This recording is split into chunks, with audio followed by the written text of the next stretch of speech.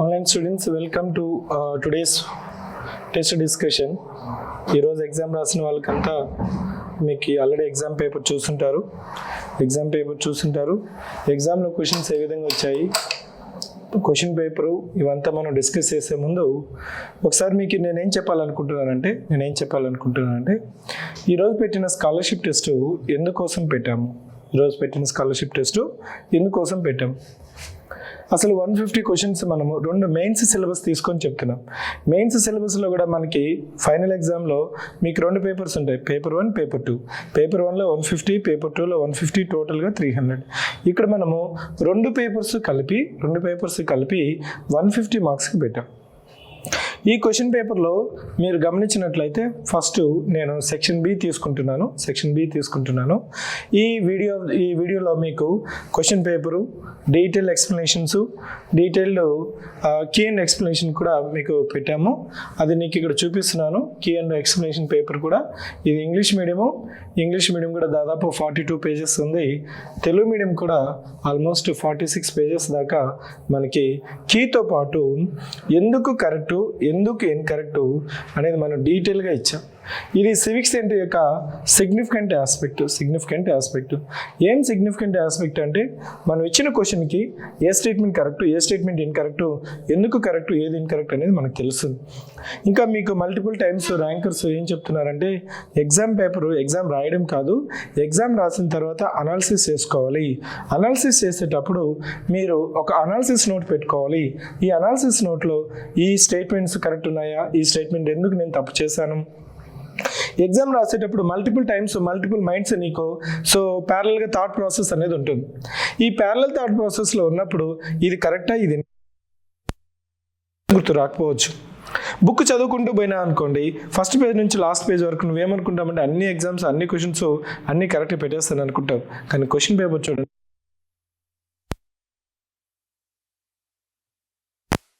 Simple questions, silly mistakes చేస్తుంటాం. ఈ 9 to 15 చేసుకోవాలి. వాటిని నువ్వు కానీ కరెక్ట్ చేసుకున్నావు అంటే కంపల్సరీ నీకు స్కోప్ అనేది ఇంప్రూవ్ అవుతుంది. Let's start with Indian polity. నీకు ఇక్కడ మనకి ఏ క్వశ్చన్స్ నుంచి, ఇండియన్ పాలిటీలో మనకి క్వశ్చన్ నెంబర్, మీరు క్వశ్చన్ పేపర్ తీసుకున్నారు కదా, క్వశ్చన్ నెంబర్ 36 నుంచి 70. 30 ఇండియన్ కాన్స్టిట్యూషన్ నుంచి ఉన్నాయి. Now let's take 36 question. ఇక్కడ ఈ టెస్ట్ డిస్కషన్లో ఇచ్చిన స్టేట్మెంట్ యొక్క ఇంటెన్షన్ ఏంటి, ఎందుకు స్టేట్మెంట్ కరెక్టు, ఎందుకు ఇన్ స్టేట్మెంట్ కరెక్ట్ అనేది దీని మీద మనం కన్ఫైన్ అవుతున్నాము. ఎందుకంటే కాన్సెప్ట్ ఇవంతా బ్యాక్గ్రౌండ్ మళ్ళీ మీకు డీటెయిల్గా ఎక్స్ప్లెనేషన్లో ఉంటుంది. కానీ నేనేం కన్ఫైన్ చేస్తున్నానంటే ఆ క్వశ్చన్ యొక్క ఇంటెన్షన్ ఏంటి, ఫ్రేమర్ యొక్క థాట్ ప్రాసెస్ ఏంటి. ఫస్ట్ చూడండి, మీద క్వశ్చన్ ఇండియన్ ఫెడరేషన్ మీద ఫస్ట్ ఇన్కరెక్ట్. ఎందుకంటే లేదు, అదే యునైటెడ్ స్టేట్స్ ఆఫ్ అమెరికాలో ఆల్రెడీ ఉన్న స్టేట్స్ అంతా 50 స్టేట్స్ అంతా కలిపి ఒక instrument of accession agreement sign చేసి వాళ్ళు ఫెడరేషన్ ఎస్టాబ్లిష్ చేశారు. కానీ భారతదేశంలో ఫెడరల్ అనే పదము రాజ్యం లేదు. అలానే ఇండియాలో ఉన్న ఫెడరల్ దేశం కాదా, ఇండియా కూడా సమైక్య. ఈ సమైక్య వ్యవస్థలో భారతదేశం సమైక్య వ్యవస్థకి దానికి తేడా ఏంటంటే భారతదేశంలో రాజ్యాంగంలోనే ఈ యూనియన్, స్టేట్స్ అనే ఫెడరల్ యూనిట్స్ అనేది డివైడ్ చేసాం. ఇంకా మనం ఫెడరల్ గవర్నమెంట్ అంటే more than 1 level of government ఉంటే దాన్ని ఫెడరల్ అంటాం. ఇప్పుడు ఫెడరల్ గవర్నమెంట్ అంటాము, మోర్ దాన్ ఒక గవర్నమెంట్ అనుకుంటే. అది మనకి ఆన్లైన్ స్టూడెంట్స్ మీకు ఏదైనా doubts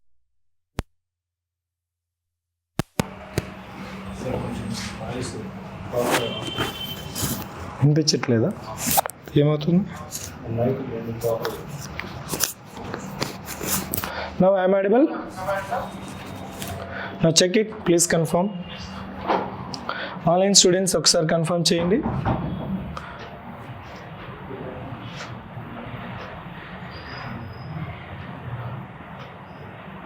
thank you so much. Now I think it's clear. Yes, thank you for telling me. ఇక్కడ మనకేం తెలుస్తుంది, ఇండియన్ ఫెడరేషన్ అనేది ఈ స్టేట్మెంట్ అనేది కాదు. ఇంకొకటి ఏంటంటే మనకి ఇన్స్ట్రుమెంట్ ఆఫ్ యాక్సెస్ అనే పదము ఇంకో దగ్గర వాడతాం. ఎక్కడ వాడతామంటే జమ్మూ అండ్ కాశ్మీర్ మన భారతదేశంలో ఇన్స్ట్రుమెంట్ ఆఫ్ యాక్సెస్ని సైన్ చేసి జాయిన్ అవుతుంది. So therefore first statement correct. Second statement చూడండి, ఎమర్జెన్సీ ప్రొవిజన్స్ అనేది యూనిటరీ బయాస్ అనేది ఉంటుంది. అది మనం emergency provisions indicates unitary bias. Yes, exactly. So ఇక్కడ మనకి integrated judiciary, all India services, emergency provisions ఇవంతా మనకి unitary features. Therefore the second statement correct, first statement incorrect. So answer ఏం అడుగుతున్నాడు అంటే కరెక్ట్ అడుగుతున్నాడు కాబట్టి ఆప్షన్ 1. నెక్స్ట్ క్వశ్చన్ గమనించినట్లయితే మ్యాచింగ్ అడుగుతున్నాడు. ఇక్కడ మ్యాచింగ్ అడుగుతున్నాడు. ఈ క్వశ్చన్ చూడండి, మీకు ఇక్కడ కన్ఫ్యూజన్ మీకు వస్తుందా? అసలు ఇక్కడ సార్ కొలీజియం సిస్టమ్ అనేది ఆర్టికల్ 50కి సంబంధించిందా కాదా? సో పేర్స్ మీరు గమనించాల్సింది ఏంటంటే ఫస్ట్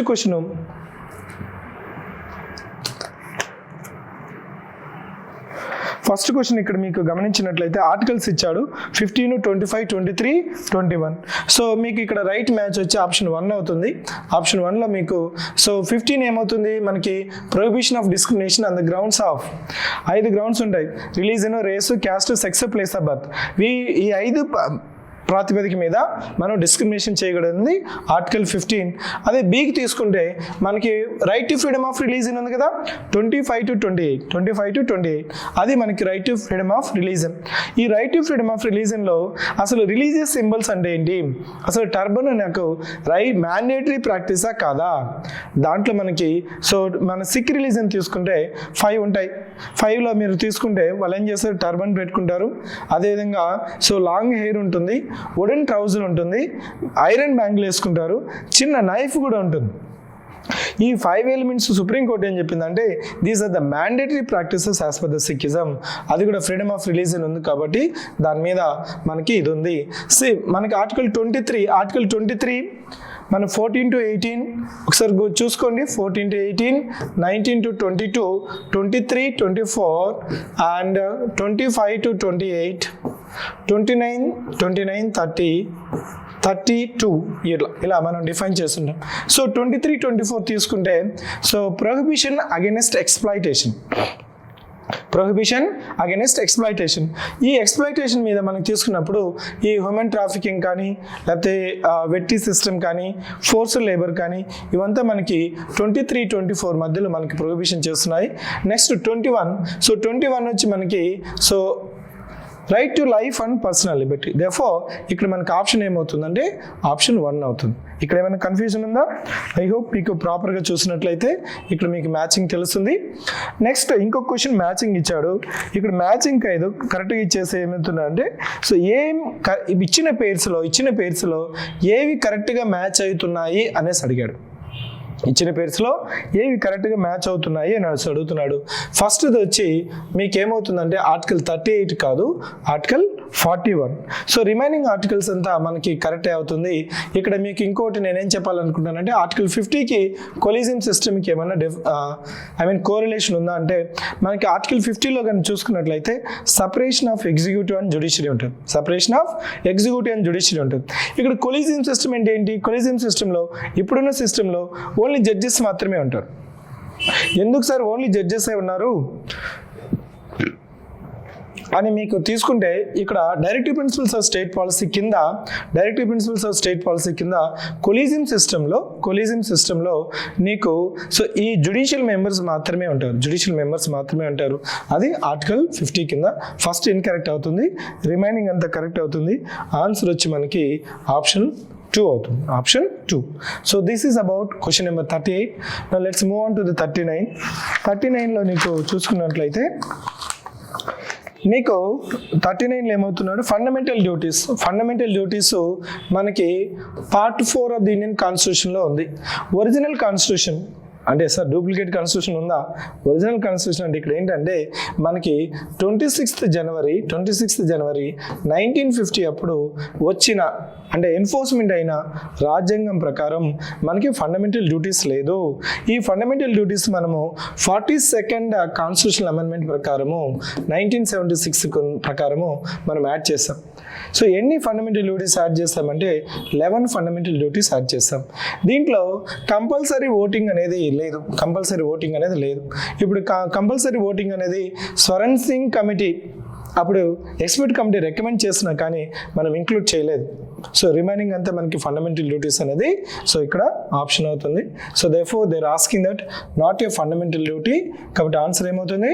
ఆప్షన్ సి అవుతుంది. ఇక్కడ వరకు ఏమైనా డౌట్స్ ఉన్నాయా? ఆన్లైన్ స్టూడెంట్స్ ఏమైనా డౌట్స్ ఉంటే ఇక్కడ వరకు మీకు you can ask me now. ఇక్కడ వరకు వచ్చిన డౌట్స్ అంతా మీరు అడగచ్చు.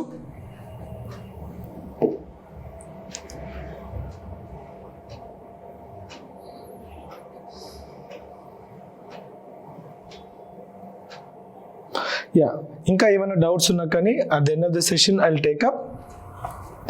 Next look at the question number 40. ఇక్కడ మీకు 40లో ఏమడుగుతున్నాడంటే ఇన్ ద కంటెక్స్ట్ ఆఫ్ 368. కొద్దిగా ఈ క్వశ్చన్ ట్రికీ అని చెప్పొచ్చు. ఎందుకు ట్రికీ అని చెప్తున్నానంటే ఇక్కడ మీరు ఫస్ట్ క్వశ్చన్ చూసిన వెంటనే సో ఈజ్ కరెక్ట్ అని చెప్తున్నాడు కదా.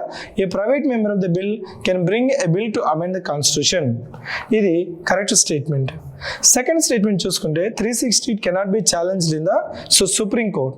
మన జనరల్గా ఏమవుతుందంటే కాన్స్టిట్యూషనల్ అమెండ్మెంట్ కూడా మనం ఏం చేస్తున్నాము, హైకోర్టులోనే ఛాలెంజ్ చేయొచ్చు, సుప్రీం కోర్టులోనే ఛాలెంజ్ చేయొచ్చు. కాబట్టి second statement incorrect. Third statement creation of legislative council in state required special majority కాదండి, మనకి సింపుల్ మెజారిటీ ఉంటే సరిపోతుంది. Next simple majority based amendments are mention in the article 368. అసలు 368లో మనకునేది 2 types ఆఫ్ మెజారిటీ ఉంటుంది. స్పెషల్ మెజారిటీ ఒకటి, special majority with half of the states ratification. Therefore the last statement కూడా ఇన్కరెక్ట్. సో ఈ క్వశ్చన్కి ఆన్సర్ ఏమవుతుందంటే ఆప్షన్ 1 అవుతుంది. ఆప్షన్ 1. సారీ, ఇక్కడ వరకు ఏమైనా డౌట్ ఉందా? Next read the question 41.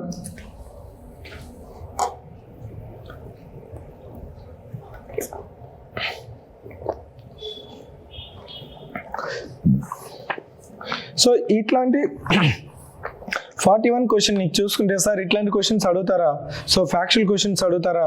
ఇప్పుడు మనకి ఏపీపీఎస్సీలో గ్రూప్ 1 కానీ గ్రూప్ 2 కానీ ఇలా అడగాలి ఇలా అడగకూడదని ప్యాటర్న్ అనేది లేదండి.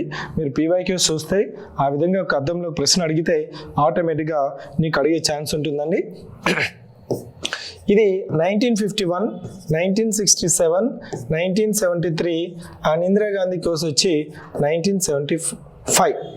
సో శంకరీ ప్రసాద్ కేసు ఏంటంటే మనకి fundamental rights versus right to property మీద జడ్జిమెంట్. గోలక్నాథ్ కేసులో సుప్రీంకోర్టు ఏం చెప్పిందంటే ఫండమెంటల్ రైట్స్ అనేది నాట్ టచబుల్, నువ్వు టచ్ చేయకూడదు, పార్లమెంట్కి ఎలాంటి పవర్ లేదు ఫండమెంటల్ రైట్స్ని అమెండ్ చేసేదానికి అని చెప్పింది. నెక్స్ట్ కేశవానంద భారతి కేసులో ఏం చెప్పిందంటే లేదు, పార్లమెంట్ ఫండమెంటల్ రైట్స్ని కూడా అమెండ్మెంట్ చేయొచ్చు కానీ బేసిక్ స్ట్రక్చర్ని టచ్ చేయకూడదు అని చెప్పింది. నెక్స్ట్ ఇందిరాగాంధీ కేసులో ఏం చెప్పిందంటే ఫ్రీ అండ్ ఫెయిర్ ఎలక్షన్స్ అనేది బేసిక్ స్ట్రక్చర్లో పార్ట్ మాత్రమే. కాబట్టి ఇక్కడ ఏమడుగుతున్నాడంటే క్రొనలాజికల్ ఆర్డర్లో అడుగుతున్నాడు. ఎప్పుడైనా క్రొనలాజికల్ ఆర్డర్ అడిగితే మీకేమవుతుందంటే ఓల్డ్ టు న్యూ అంటే లేటెస్ట్. దీన్ని ఏమంటామంటే అసెండింగ్ ఆర్డర్ అని కూడా అంటాం. Ascending order of chronology. అదే దీంట్లో డిసెండింగ్ క్రొనాలజీ అని కూడా ఉంటుంది. ఈ డిసెండింగ్ క్రొనాలజీలో సో ప్రెజెంట్ టు పాస్ట్. అదే మనకి అసెండింగ్ క్రొనాలజీలో past to present. So this is about 41లో మీకు ఆన్సర్ ఏంటంటే first option. Now let's move on to the question number 42లో మీకు ఈ functions union list, state list, concurrent list అని డైరెక్ట్ ఇవ్వకుండా క్వశ్చన్ కొంతవరకు చూడండి. Functions performed by the union government of India. మీకు తెలిసిందే union list, state list, concurrent list, దాంట్లో ఉన్న సబ్జెక్ట్స్ మీరు గుర్తుపెట్టుకోవాలి.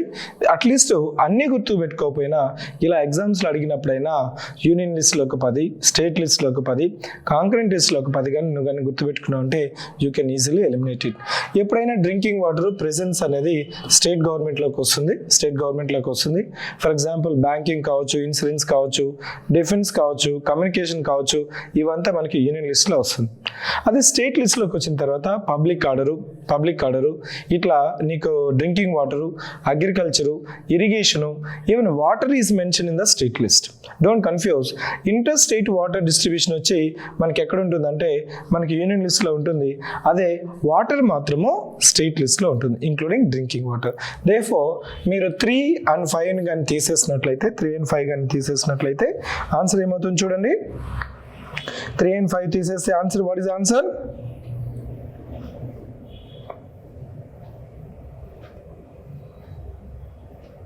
Option is 2. Option 2. Next question is 43. So drafting కమిటీలో మీకు ఉన్న సభ్యులంతా, ఇక్కడ ఉన్న వాళ్ళంతా డ్రాఫ్టింగ్ కమిటీలో సభ్యులే, ఒక హెచ్సి ముఖర్జీ తప్ప. హెచ్సి ముఖర్జీ వచ్చి మనకి అడ్వైజరీ కమిటీ ఉంది చూసారా, అండ్ ఫండమెంటల్ రైట్స్, దాంట్లో కూడా సబ్ కమిటీ అండ్ మైనారిటీస్లో ఇతను హెడ్గా చేస్తాడు. Is not a member of drafting committee. Try to remember that it is headed by doctor BR Ambedkar. Next 44లో నీకు సో డైరెక్ట్ క్వశ్చన్ లాగా నీకు కనిపించినా కానీ మీరు కేర్ఫుల్గా చూడాలి. Preamble is now regarded as a part of the Indian constitution. This is true. ఎందుకంటే మనకి 3 కేసెస్ వస్తాయి ఇక్కడ. Berubari union case of 1960, Kesavananda Bharati case of 1973 and LIC India case of 1995. ఇక్కడ బెరుబరి యూనియన్ కేసులో ఏం చెప్తుందంటే ప్రియాంబల్ అనేది పార్ట్ ఆఫ్ ది కాన్స్టిట్యూషన్ కాదు, కాబట్టి పార్లమెంటు అమెండ్ చేసే సో రైట్ అరైజ్ కాదు అని చెప్పింది. కానీ కేశవానంద భారతి కేసులో ఏం చెప్పిందంటే preamble part of the constitution, if parliament wants to amend it can amend the preamble also. Therefore 1973 Kesavananda Bharati case judgment తర్వాత మనకి 42nd అమెండ్మెంట్ యాక్ట్ ఆఫ్ 1976లో మనము 3 పదాలు యాడ్ చేసుకున్నాం. ఆ 3 పదాలు ఏంటి? సో మనకి సెక్యులర్, సోషలిస్ట్ అండ్ ఇంటిగ్రిటీ, ఈ 3 పదాలు అనేసి మనం యాడ్ చేసాము. దేర్ఫోర్ ఇక్కడ మీకు సో ఈ 44కి ఆన్సర్ వచ్చి ఆప్షన్ ఏ అవుతుంది. Option A. ఇక్కడ ఏమైనా డౌట్ ఉందా? 44లో ఆప్షన్ ఏ. Next is 45.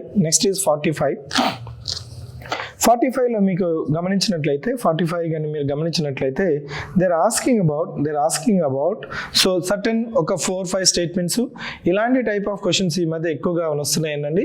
ఎక్కడి నుంచో మొత్తం రాజ్యాంగం మొత్తం నుంచి ఒక 4 స్టేట్మెంట్స్ 5 స్టేట్మెంట్స్ ఇచ్చేసి consider the following statements with reference to Indian constitution అని చెప్తున్నాడు. భారత రాజ్యాంగం ప్రకారం మీరు గమనించినట్లయితే ఇండియన్ కాన్స్టిట్యూషన్ లెంతెస్ట్ కాన్స్టిట్యూషన్ అవడానికి కారణం కూడా సో ఎందుకు రీజన్ అంటే మనకి భారతదేశము భౌగోళికంగా కావచ్చు, హిస్టారికల్ నేపథ్యం కావచ్చు, దానితో పాటు 1935 చట్టం అనేది చాలా ఎక్కువ ఇన్ఫ్లుయెన్స్ చూస్తుంది.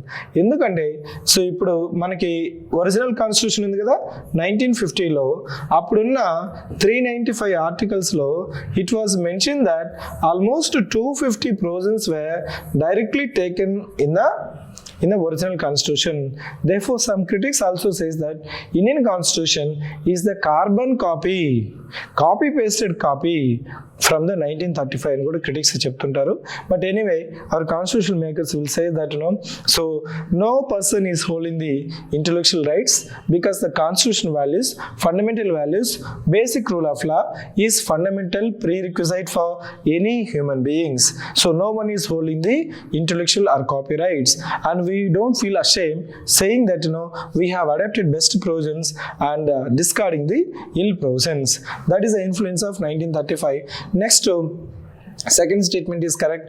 ఎందుకంటే డైరెక్టివ్ ప్రిన్సిపల్స్ వచ్చి ఐరిష్ కాన్స్టిట్యూషన్ నుంచి తీసుకుంటాము, ఫండమెంటల్ రైట్స్ వచ్చి యునైటెడ్ స్టేట్స్ ఆఫ్ అమెరికా నుంచి తీసుకుంటాం. నా look at the third statement which is incorrect. ఇప్పుడైతే ఎగ్జామ్ అయిపోయింది కాబట్టి నీకు ఆరాంగా నువ్వు చదివితే నీకు గుర్తుంటుంది, కానీ ఎగ్జామ్ హాల్లో నీకు చూసుకుంటే so third statement correct incorrect అనేసి కన్ఫ్యూషన్ వస్తుంది. ఎందుకు థర్డ్ స్టేట్మెంట్ ఇన్కరెక్ట్ అంటే the principle of collective responsibility of the council of minister is towards house of the people, that is Lok Sabha, that is the foundation of the parliamentary system in our country.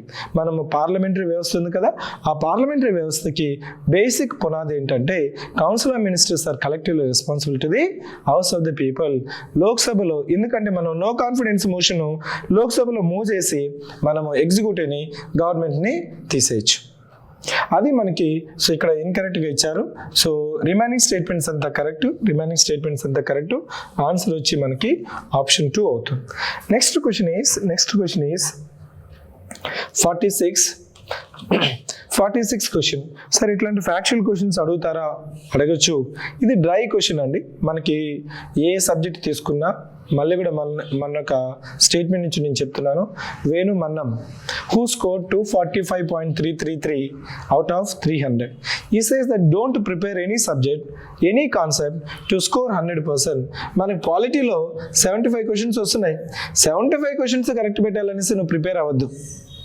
Prepare at least 65 to get it. అప్పుడు ఇట్లాంటి questions వచ్చినప్పుడు నీకు తెలిస్తే attempt చేయి. కొన్నిసార్లు ఏమవుతుందంటే నీకు మన దగ్గరలో ఉన్న స్టేట్స్ని కంపేర్ చేస్తే నీకు ఆటోమేటిక్గా రాజ్యసభ సీట్స్ అని తెలిసిపోతుంది. ఇప్పుడు ఇక్కడ ఆంధ్రప్రదేశ్ చూడండి. ఆంధ్రప్రదేశ్ నువ్వు పాపులేషన్తో కంపేర్ చేసినా కానీ కొంతవరకు ఈ ఆన్సర్ అనేది నీకు రావచ్చు. సో నీకు ప్రిసైజ్గా కావాలంటే so these are the Rajya Sabha members దాన్ని బట్టి నువ్వు కానీ అరేంజ్ చేస్తే ఆన్సర్ ఇస్ 2. ఈ క్వశ్చన్ ఎందుకు ఇచ్చామంటే లాస్ట్ టైము సో ఎలక్షన్స్ జరుగుతున్నాయి. ఇప్పుడు జనరల్ ఎలక్షన్స్, బై ఎలక్షన్స్, కొన్ని స్టేట్స్కి జనరల్ ఎలక్షన్స్ జరుగుతున్నాయి కదా. సో ఎన్ని స్టేట్స్కి? 4 states plus Puducherry, Assam, Puducherry, west Bengal, Kerala, Tamil Nadu. వీటి లెక్క లోక్సభ సీట్స్ కంటే పక్కన పెడితే ఇప్పుడు అసెంబ్లీ ఎలక్షన్స్ జరుగుతున్నాయి కదా, వాటి యొక్క సీట్స్ కూడా చూసుకోవాలి. మొత్తం అన్నిటికీ కాదు, న్యూస్లో ఏది ఉంది అలాంటప్పుడు నువ్వు కానీ చూసుకున్నట్లయితే ఆటోమేటిక్గా నీకు తెలుస్తుంది. సో 46కి వచ్చి ఆన్సర్ వచ్చి నీకేమవుతుందంటే ఆప్షన్ 2. Next is 47. ఇక్కడ 47 they have not directly ask the question. డైరెక్ట్గా బైకెమరలిజం ఉన్న రాష్ట్రాలు ఏంటనేది అడగలేదు. ఇండైరెక్ట్గా లెజిస్లేటివ్ కౌన్సిల్లో నామినేటెడ్ మెంబర్ ఎక్కడ ఉంటారు? మీకు లెజిస్లేటివ్ కౌన్సిల్లో ఉంటారు. ఆ లెజిస్లేటివ్ కౌన్సిల్లో ఉండాలంటే నీకు ఫస్ట్ అది యూనికెమరలా బైకెమరలా తెలుసున్నారు. ప్రస్తుతానికి మనకి 6 రాష్ట్రాల్లో మనకి బైకెమరల్ లెజిస్లేచర్ ఉంది. ఆ 6 రాష్ట్రాలు ఏమేంటి అంటే మనకి సో ఆంధ్రప్రదేశ్, తెలంగాణ, మహారాష్ట్ర, కర్ణాటక, ఉత్తరప్రదేశ్ అండ్ బీహార్. ఈ 6 రాష్ట్రాల్లో తప్ప మిగిలిన రాష్ట్రాల్లో బైకెమరల్ లెజిస్లేచర్ లేదు. మీరు ఒకవేళ ఓల్డ్ టెక్స్ట్ బుక్ చదువుతుంటే జమ్మూ అండ్ కాశ్మీర్ కూడా మెన్షన్ చేస్తుంటారు.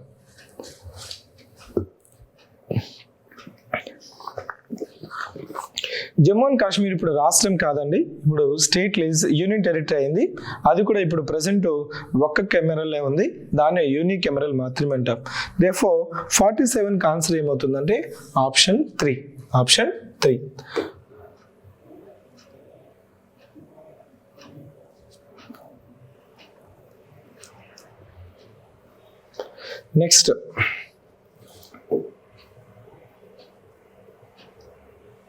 Next question.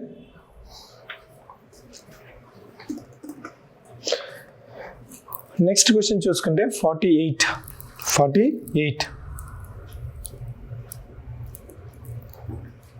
48 మీద ఎన్జేఎస్సీ మీద అడుగుతున్నాడు.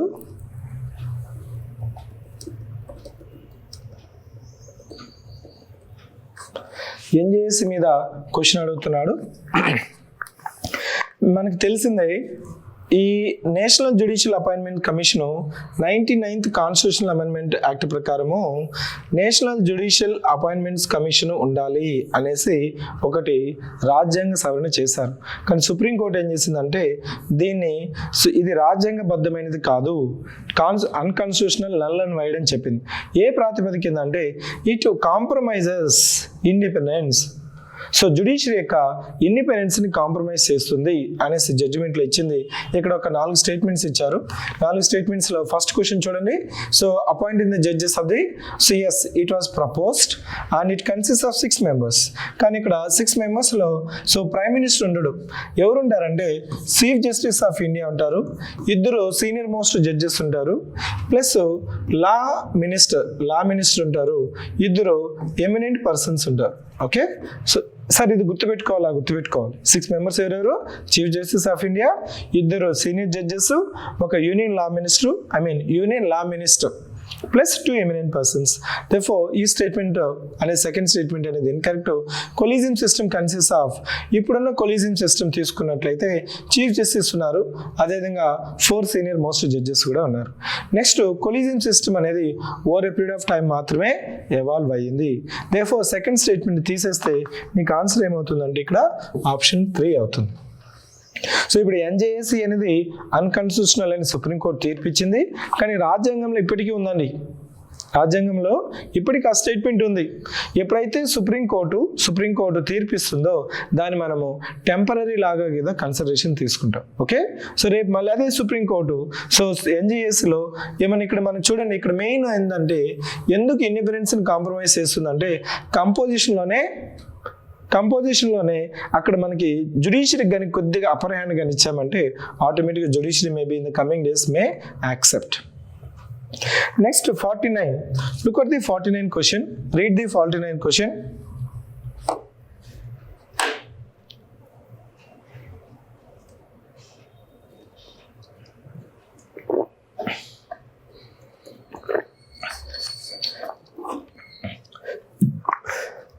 Read the 49 question. So president vice president elections ఎప్పుడు మనకి న్యూస్లో ఉంటుందండి. జస్ట్ కంపారిజన్ కోసం చెప్తున్నాను. ప్రెసిడెంట్, వైస్ ప్రెసిడెంట్, సో ఈ 2 కనెక్ట్ చేసేది వచ్చి ఎలక్షన్ కమిషన్ ఆఫ్ ఇండియానే. దీనికి ప్రత్యేకమైన ఎలక్టరల్ కాలేజెస్ ఉంటాయి. ఇక్కడ మీకు ప్రెసిడెంట్లో ఎలక్టెడ్ మెంబర్స్ అని ఉంటుంది. Elected no nominated. ఎంపీస్ అంటే లోక్సభలోను రాజ్యసభలోను, అదేవిధంగా ఎమ్మెల్యేస్ కూడా ఉంటారు. ఇక్కడ వచ్చి both elected and nominated.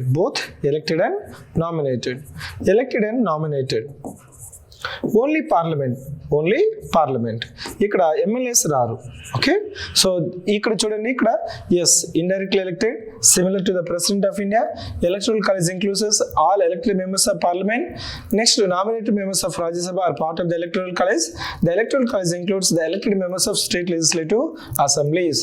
ఈ స్టేట్మెంట్ అనేది కరెక్ట్ కాదు. ఇక్కడ మీరు సెకండ్ స్టేట్మెంట్ చదివేసి 4th స్టేట్మెంట్ వరకు కానీ రాకపోతే విల్ గెట్, మీరు ఇమీడియట్గా సెకండ్ ఆప్షన్ అనేది కూడా పెట్టుకొని వెళ్ళిపోయింటారు. కానీ దీనికి ఆన్సర్ ఏమవుతుందంటే ఆన్సర్ ఈస్ ఇక్కడ ఇన్కరెక్ట్ అడుగుతున్నారు. So 4th option is right answer for this question. So ఇట్లాంటి సిల్లీ మిస్టేక్స్ ఉంటామండి. 4th స్టేట్మెంట్ వరకు చదవాలి, చూస్తే ఇమీడియట్గా సెకండ్ స్టేట్మెంట్ కరెక్ట్ ఏమో అని అనుకుంటావు, ఇన్కరెక్ట్ అనుకుంటావు. కానీ 4th స్టేట్మెంట్ వరకు చదివితేనే నీకు అప్పుడు తెలుస్తుంది. Next 50th question. ఇచ్చిన క్వశ్చన్స్లో 50th క్వశ్చన్స్లో అన్ని స్టేట్మెంట్స్ కరెక్ట్ అండి.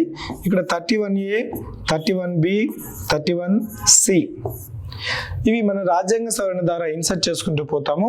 31 ఏంటంటే ఏదైనా ఫండమెంటల్ రైట్స్ అగ్రికల్చర్ కానీ ల్యాండ్ రిఫార్మ్స్ కానీ సంబంధించింది కానీ ఏమన్నా రిఫార్మ్స్ తీసుకుని వస్తే అట్లాంటి వాటికి సో ఫండమెంటల్ రైట్స్ ప్రాథమిక హక్కులకి వ్యతిరేకంగా ఉన్నాయని చెప్పేదానికి లేదు. 31B అంటే ఇక్కడ మీరు బుక్ లాగా పెట్టుకోవచ్చు. ఈ బుక్ అంటే ఏం లేదండి, మనం 9th షెడ్యూల్ అనేది ఇన్సర్ట్ చేస్తాము. 9th షెడ్యూల్ మనకున్న 9th షెడ్యూల్లో ఏదైనా ఒక యాక్ట్స్ కానీ రెగ్యులేషన్ కానీ దీంట్లో ఇన్సర్ట్ చేస్తే జ్యుడిషియల్ రివ్యూ నుంచి ప్రొటెక్షన్ పొందేదానికి స్కోప్ ఉంటుంది. 31C ఏంటంటే కంట్రోల్. సో ఈ కంట్రోల్ ఏంటంటే ఏదైనా మనకి directive principles of state policy పర్టికులర్గా 39లో ఆర్టికల్ 39B(c) ప్రొవిజన్స్ కానీ మనం కానీ తీసుకొని వస్తే అవి కానీ ఫండమెంటల్ రైట్స్కి ఏమన్నా వ్యతిరేకంగా అనిపిస్తే అట్లాంటి వాటికి మనకి ఎక్సెప్షను. ఇక్కడ ఇచ్చిన అన్ని స్టేట్మెంట్స్ కరెక్టే. ఇది మనకి fundamental rights versus right to property ఈ కంటెక్స్ట్లో అడిగిన ప్రశ్న. ఈ ఎక్సెప్షన్స్ మనం గుర్తుపెట్టుకోవాలి, అదే ప్రశ్న రూపంలో వచ్చే ఛాన్స్ అనేది ఉంటుంది. ఇక్కడ 51 క్వశ్చన్లో మీకు క్వశ్చన్ ఇన్కరెక్ట్ అడుగుతున్నాడు. Second statement correct. ఇక్కడ మనకి 3 పదాలు ఉంటాయి: judicial review, judicial activism, judicial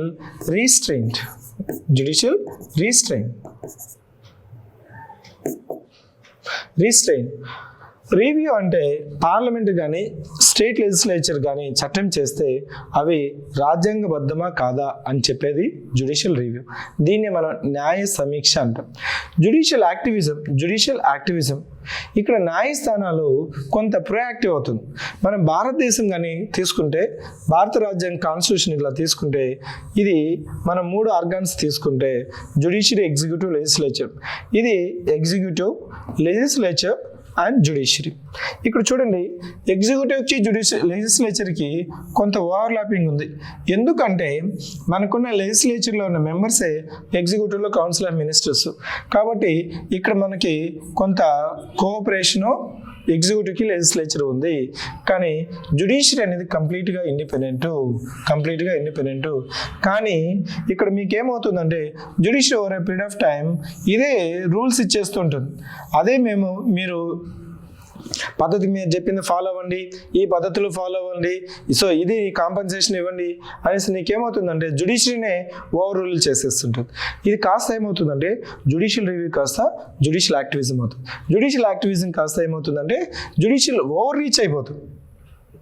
అది మనకి భారతదేశానికి మంచిది అంటే మంచిది కాదు. ఈ 3 ఆర్గాన్స్ మధ్య వాళ్ళ లిమిట్స్లో ఉండాలి.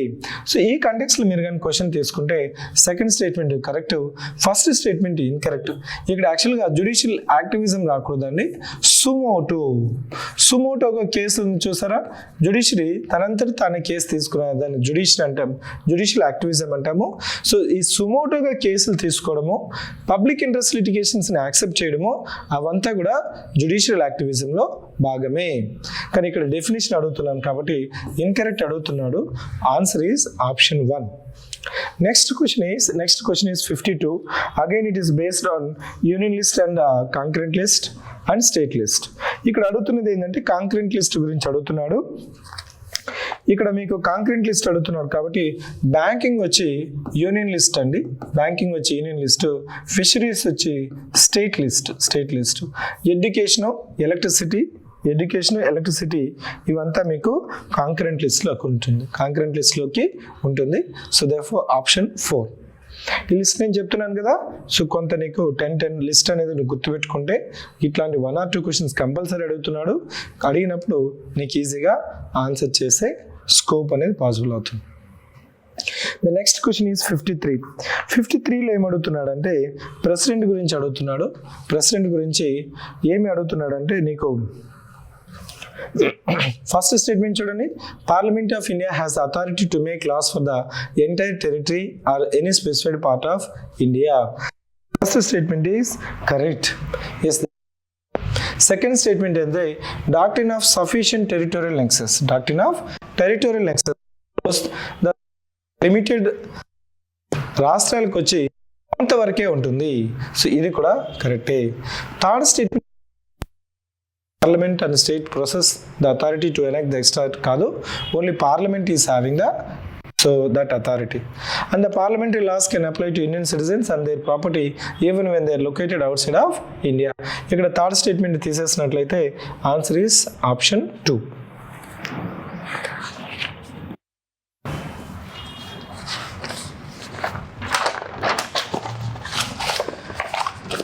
Next question. Next question assertion reason questions. Assertion reason questions మనకు లాస్ట్ టైం అడిగినప్పుడు పాలిటీలో 75 క్వశ్చన్స్లో దాదాపు 12 క్వశ్చన్స్ అసర్షన్ రీజన్ క్వశ్చన్స్ అడిగారు. ఇక్కడ ఈ క్వశ్చన్ చూడండి, all India services significantly strength and first statement incorrect అండి. మనకు ఆల్ ఇండియా సర్వీసెస్ అంటే Indian administrative service, Indian police service, Indian forest service, ఇవంతా కంట్రోల్ అనేది డ్యూయల్ కంట్రోల్ ఉంటుంది. అల్టిమేట్ కంట్రోల్ అనేది మనకి యూనియన్ గవర్నమెంట్లో ఉంటుంది. So it is assumed that all India services is acting against the autonomy of states. It is violating and it promotes the unitary feature rather than federal features.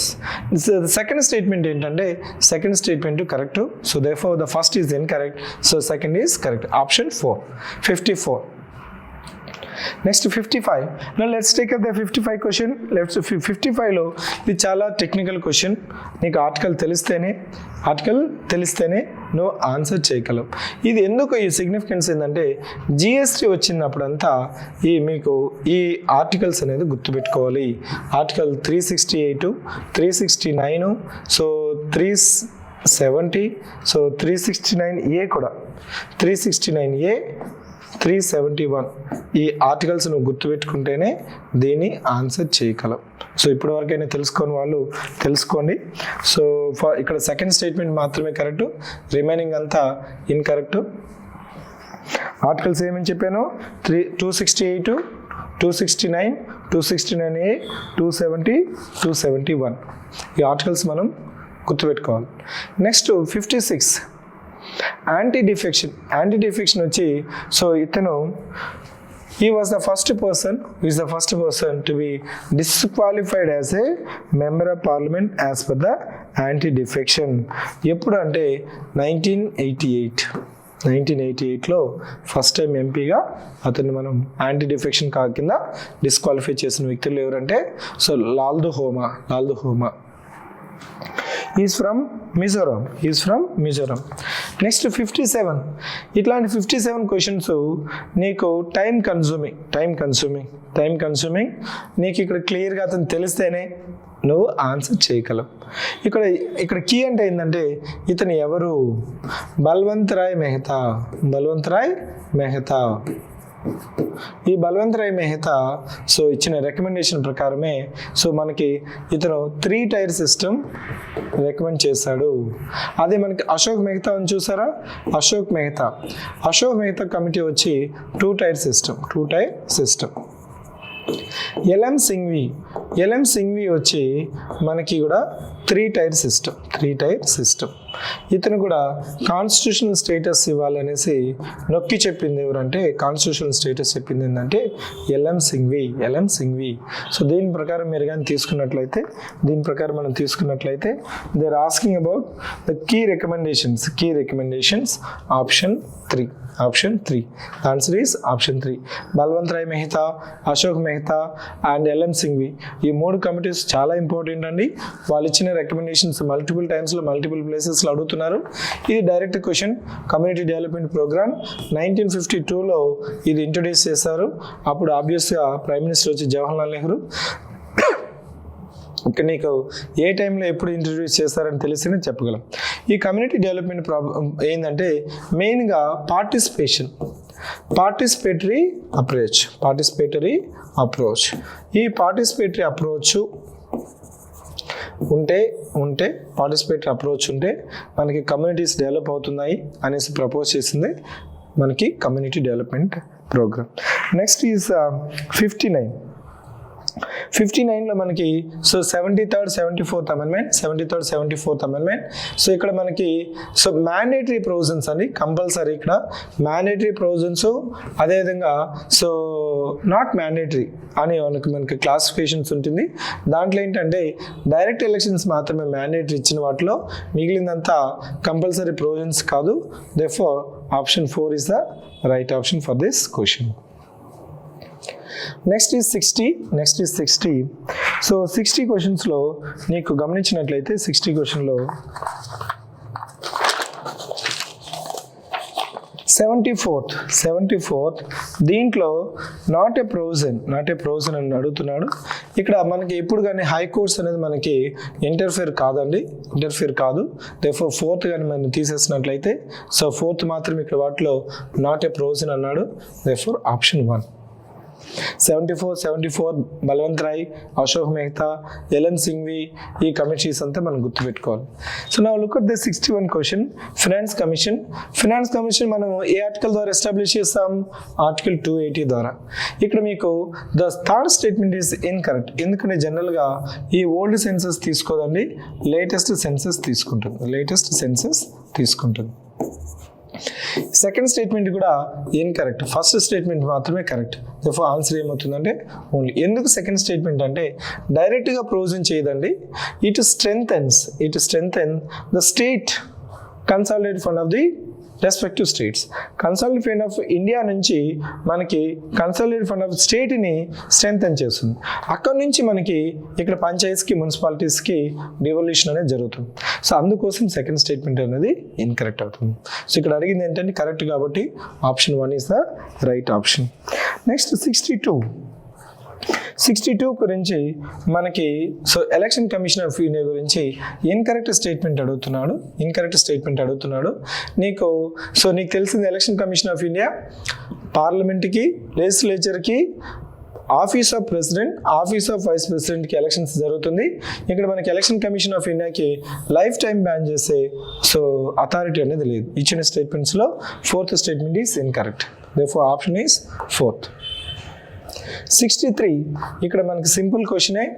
Actual చెప్పాలంటే మొన్న ఇచ్చిన 12 assertion reason క్వశ్చన్స్లో మీకు direct క్వశ్చన్సే ఉన్నాయి.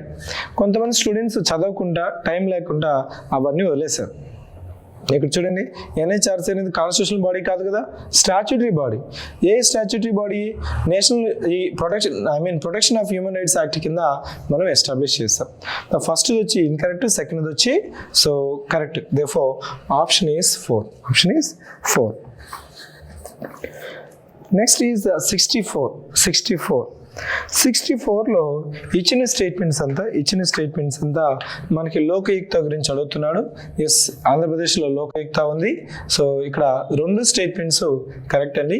లోకయుక్తలో they can probe ministers, legislatures, officials for corruption activities and they don't have power to directly punish the public servants. Therefore both the statements are correct. Lokayukta and Lokpal. Next 65 Sarkaria commission, Punchhi commission, ఇవంతా మనకి ఇక్కడ మీకు చూడండి. Rajamannar commission వచ్చి 1969. మనకి central state relations ఉన్నాయి కదా, వీటి మధ్య మనకి సో ఎస్టాబ్లిష్ చేసింది 1983, దెన్ 2007 అండ్ 2025. రీసెంట్గా వచ్చి Kurian Joseph committee established by Tamil Nadu government. Therefore మీకు అరేంజ్ కానీ చేస్తే so option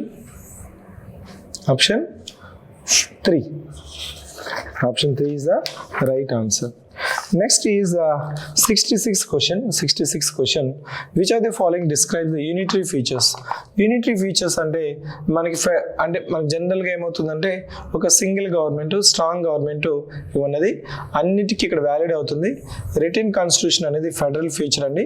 return constitution, independence of the judiciary, so devolution of the powers, so dual government, more than one government, అవంతా federal features. 4th తీసేసినాం అంటే నీకు answer ఏమవుతుంది? Option 2 అవుతుంది. So ఇది కేంద్రీకృత లక్షణాలని మనకి ఇచ్చిన ఆప్షన్స్లో మనకున్న లక్షణాలు. Next is your 67 question. 67 క్వశ్చన్స్లో 67లో ఏమడుగుతున్నాడంటే state parties అయినవి. సో మీకు ఇక్కడ చూసినట్టయితే భారతీయ జనతా పార్టీ కాదు, Bharatiya Janata party state party కాదు. మిగిలిన వాటిలో కూడా మనకి ఏవి స్టేట్ పార్టీస్ అంటే so DMK, Biju Janata Dal and All India Trinamool Congress. Therefore option is 2, 3, 6 only. ఇప్పుడు వరకు మనకి 6 నేషనల్ పార్టీస్ ఉన్నాయి. ఆల్మోస్ట్ 67 స్టేట్ పార్టీస్ ఉన్నాయి. ఇక్కడ ఇంకా మీరు ఈ కంటెక్స్లో మీరు గుర్తుపెట్టుకోవాల్సింది ఏంటంటే ఎలిజిబిలిటీ క్రైటీరియా ఏంటి. ఒక నేషనల్ పార్టీగా రికగ్నైజ్ చేయాలంటే ఒక 4 రాష్ట్రాల్లో కానీ అంతకంటే ఎక్కువ కానీ స్టేట్ పార్టీగా కానీ రికగ్నైజ్ చేస్తే నేషనల్ పార్టీ అవ్వచ్చు. అదేవిధంగా ఇంకా మనకి 2-3 కండిషన్స్ కూడా ఉన్నాయి, వాటిని కూడా మీరు గుర్తుపెట్టుకోవాలి. నెక్స్ట్ క్వశ్చన్ ఈస్ 68 అండి. 68లో మీకు క్వశ్చన్ లెంత్ అయినా కానీ ఆటోమేటిక్గా డైరెక్ట్ క్వశ్చన్ ఇది. So first option is the right option for 68. Next 69లో కొద్దిగా కన్ఫ్యూజన్ ఇచ్చాడు. మనకి ఈవీఎంస్కి వీవీప్యాట్స్కి తేడా ఏంటి? ఈవీఎంస్ అంటే మనం ఓటింగ్ ఎలక్ట్రానిక్ ఓటింగ్ మిషన్ అంటున్నాం చూసారా, అది ఈవీఎంస్ అండి. ఇది ఫస్ట్ టైం ఇంట్రొడ్యూస్ చేసిందండి కేరళలో. అదే వీవీప్యాట్లు వచ్చి నాగాల్యాండ్లో ఫస్ట్ టైం. ఇక్కడ నాగాల్యాండ్. దేర్ఫోర్ ఇక్కడ సెకండ్ స్టేట్మెంట్ వచ్చి ఇన్కరెక్ట్. ఫస్ట్ 3 స్టేట్మెంట్స్ కరెక్ట్ అవుతుంది. Option 2. Next is right to information act. Right to information act వచ్చి మనకి 15th June 2005 it came in to implementation. This is about polity questions. మీకు ఇక్కడ polity క్వశ్చన్స్లో ఇప్పటికైనా మీరు తెలుసుకోండి, అడిగిన ప్రశ్నలు అడుగుతున్నాడు, రిపీటెడ్ క్వశ్చన్స్ అడుగుతున్నాడు. మీకు కాన్సెప్ట్స్ కానీ నీకు అర్థం కావాలంటే పీవైక్యూస్ ప్రాక్టీస్ చేసినావంటే నీకు క్లారిటీ వస్తుంది. పీవైక్యూస్తో పాటు కరెంట్ అఫైర్స్ క్వశ్చన్స్ లేదు ఏదైనా టెస్ట్ సిరీస్ తీసుకొనైనా నువ్వు ప్రాక్టీస్ చేసినావంటే నీకు సరిపోతుంది. సో 35 to 70 క్వశ్చన్స్లో ఏమైనా డౌట్స్ ఉంటే students you can ask me now.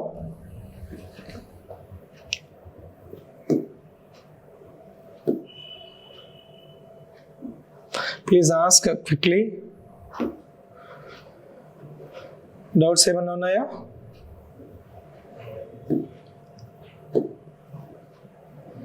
(36 to 70) ఇక్కడ మధ్య మనకి ఏమైనా డౌట్స్ ఉంటే యూ కెన్ ఆస్క్ మీ.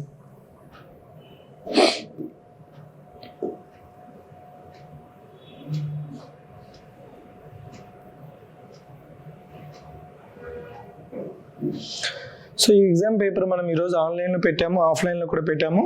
ఈ వీడియో కింద మళ్ళీ ఇది మనకి యూట్యూబ్లో కూడా అప్లోడ్ చేస్తాము.